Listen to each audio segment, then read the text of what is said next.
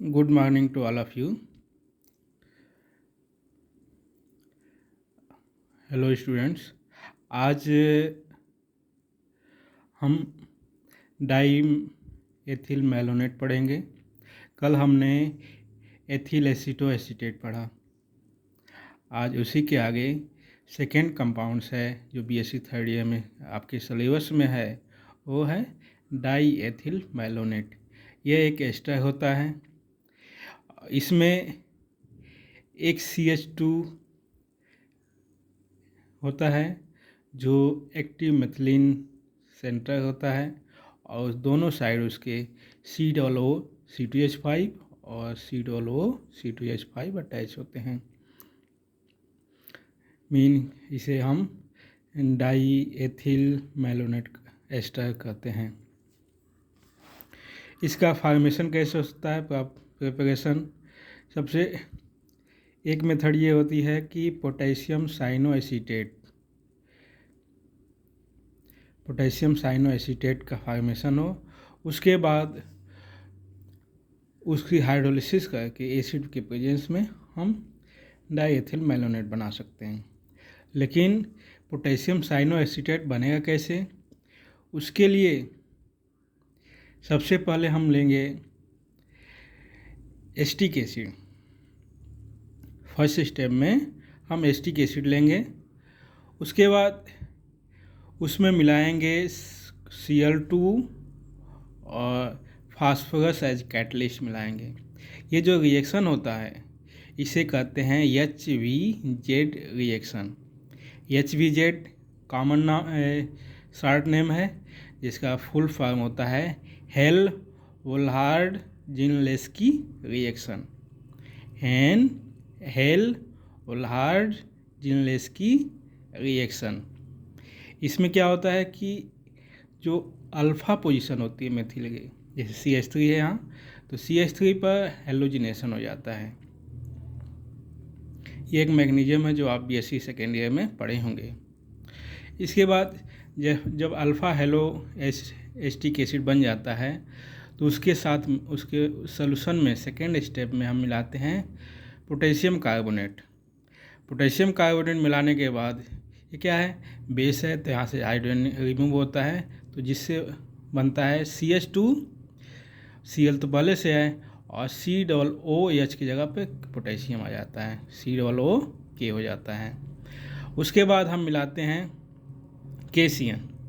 KCN जब मिलाएंगे तो उसका अटैक साइनाइड आयन का अटैक Cl के साथ होता है। साइनाइड आयन रिप्लेस कर देता है Cl को।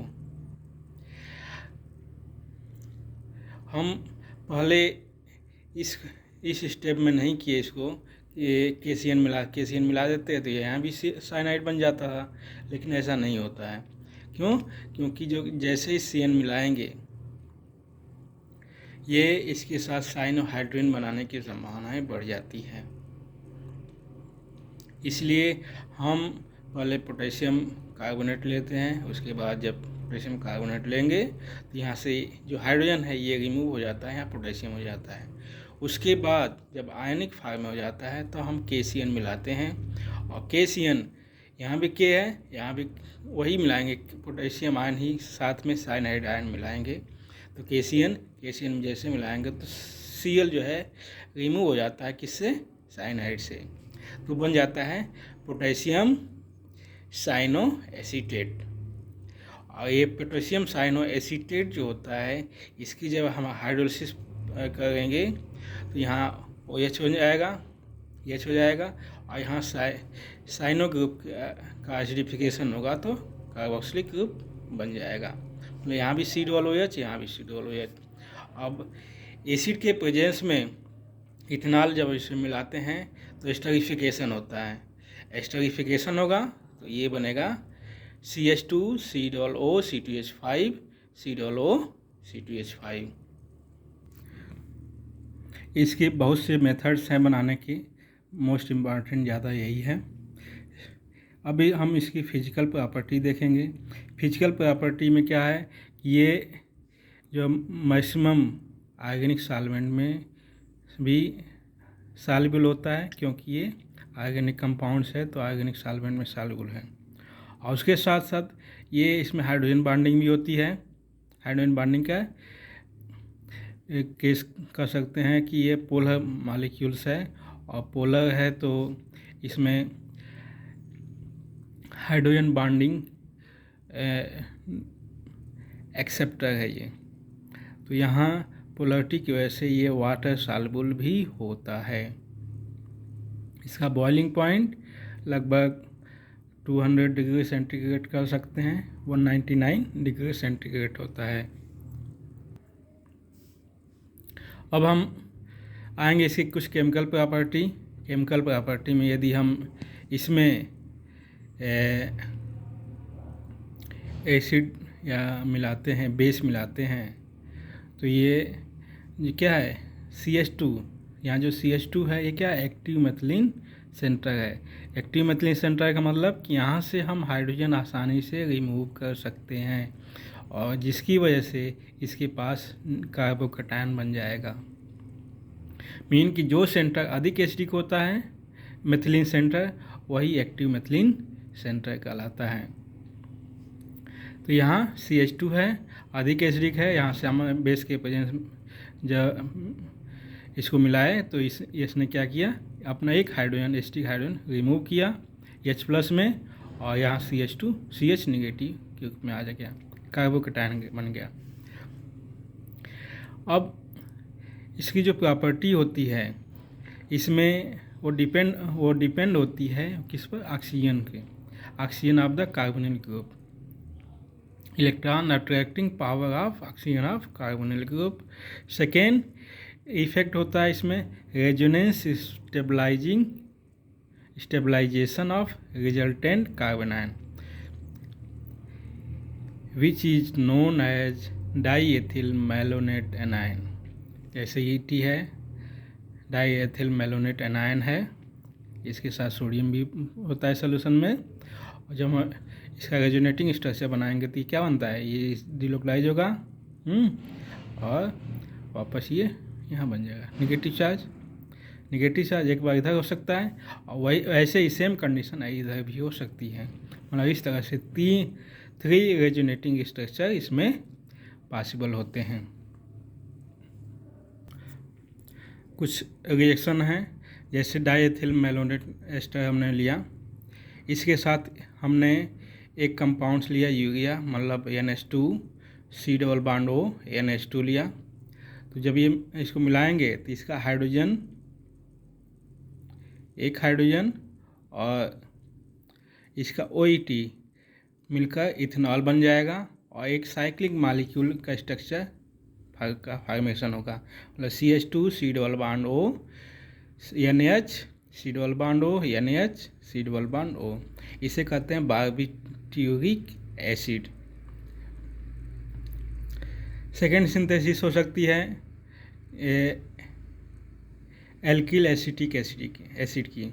मतलब यदि हम बेस लेते हैं, बेस कोई स्ट्रांग बेस लेते हैं, उसके साथ एल्किल हैलाइड मिलाते हैं, तो बेस का काम क्या है, एसिडिक हाइड्रोजन रिमूव करना। तो पहले एसिडिक हाइड्रोजन यहाँ से रिमूव हुआ, नेगेटिव चार्ज आया, और नेगेटिव चार्ज के साथ जब उस सॉल्यूशन में एल्किल हैलाइड मिलाएंगे तो क्या, नेगेटिव चार्ज और ये पॉजिटिव चार्ज कंबाइन हो जाता है। तो ये क्या बन जाए, RCH C double bond OH OET C double bond OET।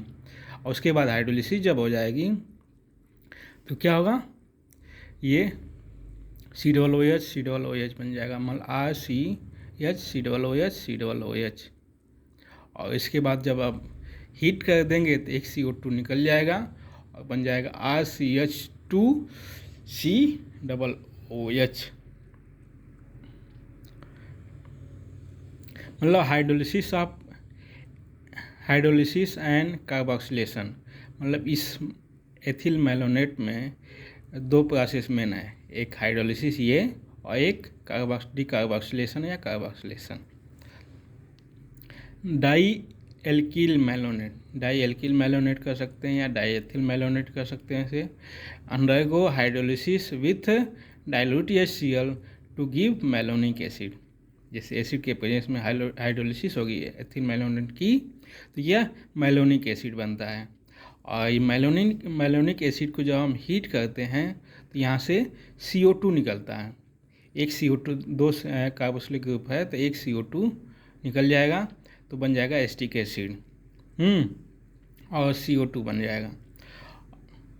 Mean कि एसिटिक एसिड का फॉर्मेशन करना हो तो हमें डाईएथिल मेलोनेट की हाइड्रोलिसिस करेंगे, उसके बाद उसको हीट कर देंगे तो एसिटिक एसिड और कार्बन डाइऑक्साइड गैस का फॉर्मेशन हो जाएगा।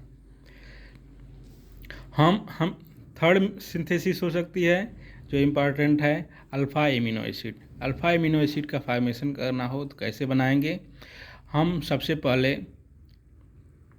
इसमें डाईएथिल मेलोनेट में सोडियम इथाक्साइड जो बेस होता है और उसके साथ सेकेंड स्टेप में एथिल ब्रोमाइड मिलाएंगे। तो बेस का काम यहाँ से हाइड्रोजन रिमूव करना। उसके बाद जैसे निगेटिव चार्ज आएगा तो उसके बाद इस मेथिल हैलाइड के साथ ये न्यूक्लियोफिलिक सब्स्टिट्यूशन रिएक्शन देगा। न्यूक्लियोफिलिक सब्स्टिट्यूशन रिएक्शन मतलब निगेटिव चार्ज ये न्यूक्लियोफाइल और ये यहाँ क्या है, यहाँ इलेक्ट्रोफाइल जनरेशन होगा तो ये अटैक होगा इसमें तो और यहाँ ब्रोमीन निकल जाएगा तो जिससे बनेगा मेथिल CH(COO)ET. इसके बाद ब्रोमिनेशन कर सकते हैं। ब्रोमिनेशन जब होगा तो ब्रोमिनेशन कहाँ होगा? जो सबसे अधिक एसिडिक पोजीशन है मतलब यहाँ होगा, यहाँ से हाइड्रोजन निकलेगा, यहाँ ब्रोमिनेशन हो जाएगा। जब ब्रोमीन बन गया उसके बाद हाइड्रोलिसिस होगी तो हाइड्रोलिसिस में क्या क्या निकलेगा? ये यहाँ से OET, यहाँ से भी OET निकल जाएगा और बन जाएगा C(OH) बन जाएगा। उसके बाद यदि हीट कर देंगे तो CO2 निकल जाएगा और बन जाएगा CH3CHBr C(OH) है और CO2 निकलेगा। और इस सॉल्यूशन में alpha hello propyl carboxylic acid को जब अमोनिया के साथ जब मिलाते हैं तो क्या है, एमिनो एसिड का फॉर्मेशन होता है। नेक्स्ट सिंथेसिस हो सकती है सक्सिनिक एसिड की। सक्सिनिक एसिड की सिंथेसिस करना हो, सक्सिनिक एसिड का फार्मूला क्या होता है? CH2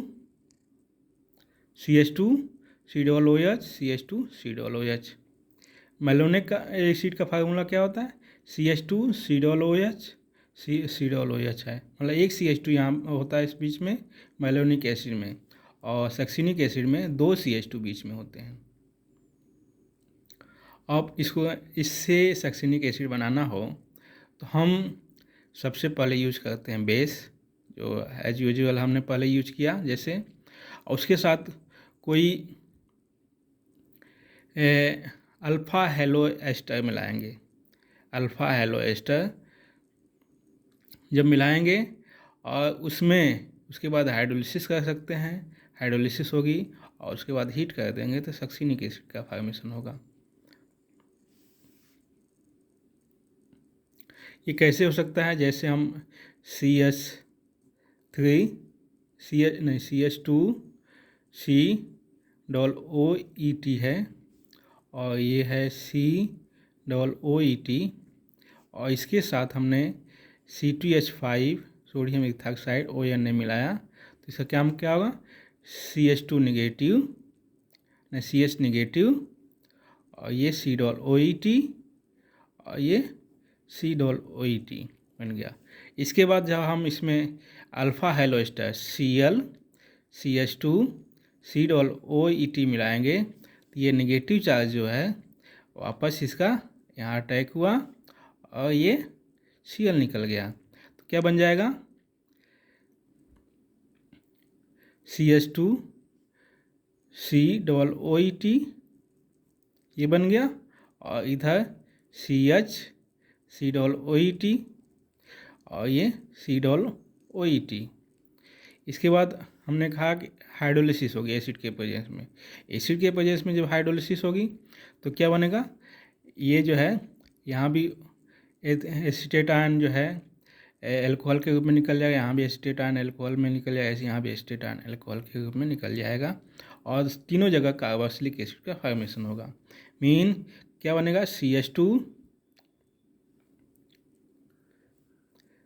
ये बन जाएगा C-OH, यहाँ CH, C-OH, यहाँ C-OH, ये बन जाएगा, plus 3 molecules ethanol C2H5ONA OH, ethanol बन गया। अब इसके बाद जब हम इसको हीट कर देंगे तो ये C-OET OH, CH2, C-OH और प्लस CO2 बन जाएगा। क्या है, सक्सिनिक एसिड है। मतलब ये जो प्रोसेस होती है जो हमने शॉर्टकट में लिखवा है ये ऐसे होती है। नेक्स्ट लास्ट सिंथेसिस हम इसमें बताएंगे कि ये alpha beta unsaturated carboxylic acid बनाना हो तो कैसे बनाएंगे। हम सक्सिनिक एसिड डाइएथिल मैलोनेट लेंगे, उसके साथ एसिटाल्डिहाइड मिलाएंगे और किसी बेस के प्रेजेंस में जब एसिटाल्डिहाइड मिलाएंगे तो ये एक एल्डोल कंडेंसेशन टाइप का रिएक्शन होता है और ये COOCH बन जाएगा और इधर COOET बन जाएगा। मतलब एल्डोल कंडेंसेशन यहाँ होता है। उसके बाद जब हम बेस लेते हैं, बेस के साथ या एसिड लेते हैं, एसिड होगा लेंगे तो क्या यहाँ जो एसीटेट आयन है वो किस में कन्वर्ट हो जाएगा, एसिड में चेंज हो जाएगा, मतलब एसिड में। उसके बाद जब हम हीट कर देंगे तो ये इसमें हो जाएगा C-OH में कन्वर्ट हो जाएगा। तो ये क्या है, बन जाएगा C-OH में कन्वर्ट हो जाएगा। मतलब ये बन जाएगा CH3 CH double bond CH C double bond OH।